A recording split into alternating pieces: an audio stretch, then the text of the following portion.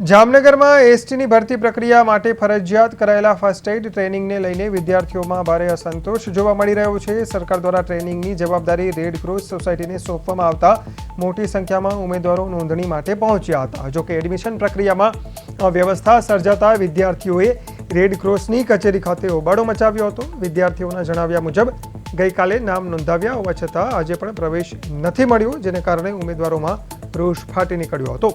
પરિસ્થિતિ તંગ બનતા સંસ્થા દ્વારા જિલ્લા કલેક્ટરને જાણ કરવામાં આવી હતી, તેમજ પોલીસની મદદ પણ લેવામાં આવી હતી। મર્યાદિત બેઠકો અને એડમિશન પ્રક્રિયામાં વિલંબને કારણે વિદ્યાર્થીઓમાં અસંતોષનો માહોલ જોવા મળી રહ્યો છે।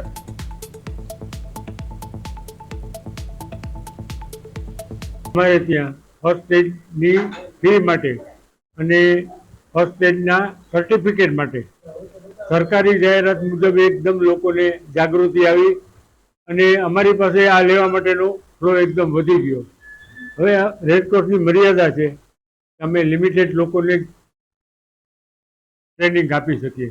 અમારી પાસે એવી સ્કૂલો કે આ અન્ય વ્યવસ્થા ન હોય, ટ્રેનરો ન હોય, છતાં પણ લોકોને સેવા મળી જાય એ માટે અમે પ્રયત્ન કર્યો।